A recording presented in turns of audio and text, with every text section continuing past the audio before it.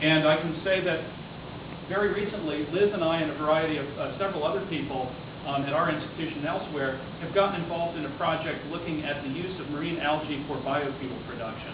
So as many of you perhaps know from reading newspapers and so on, biofuels are becoming a big, there's a lot of interest in and potential promise of biofuels. There are some serious problems and challenges with them too.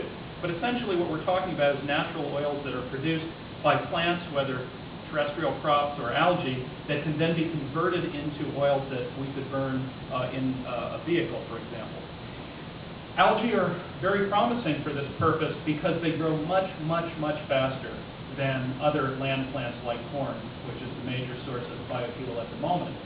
Because they have a high-quality feedstock and they capture and store the solar energy in liquid form, as ethanol does also. And one of the things that we find really promising about them is actually that they can, by growing algae, you can clean up pollution from water rather than contributing to the pollution that comes, for example, from certain agricultural crops that dump nutrients into water. So we're really keen on seeing how far we can get with this. And just to show that this is not a pie-in-the-sky liberal environmentalist scheme, no less a staid conservative newspaper than the Wall Street Journal has said that algal biofuels may be one of the 5 technologies that could change everything. So we're very excited by this. And so is S.H.O.R.E.S.Reunion, which is a Norwegian energy company that has actually seeded us with some money to get started on this project.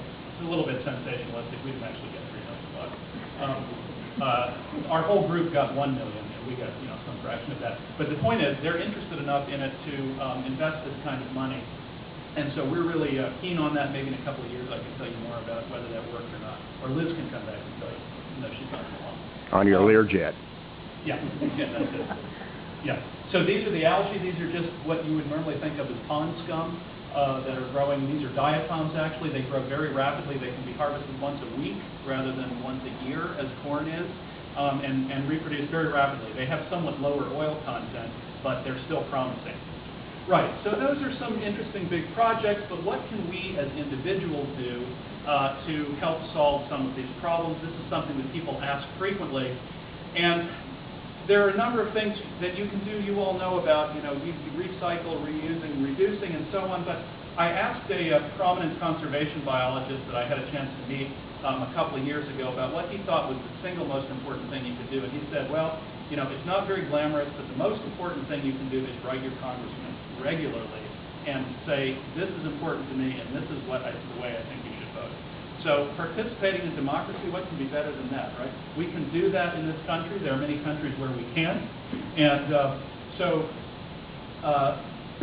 so I encourage you to become politically active about about sustainable solutions to environmental problems. And that brings us finally full circle back to liberal arts education and Spring Hill's position in fostering that. And I really like this quote from H.G. Wells, who said that human history becomes more and more a race between education and catastrophe. That's a little bit kind of negative.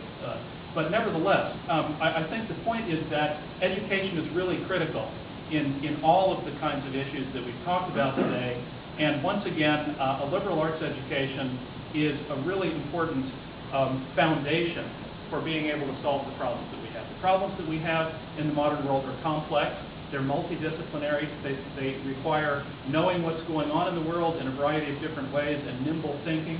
And liberal arts education is in my view, a very important foundation for that. And I'm happy to say that Spring Hill is just about to finish up the first LEED certified, I forget what all the words are, multi-use green facility in Mobile. But this is something that I think the college can be very proud of, that the LEED certification is one of very efficient and environmentally friendly buildings. And so I hail Spring Hill for doing that. The other thing we can do, of course, is invest directly in our next generation of marine biologists and others. And I would ask you to dig deep, brothers and sisters. And as we will soon see, the big fake check, that's actually can't be taken to the bank, but we have a smaller one that's real. So that's just a photograph.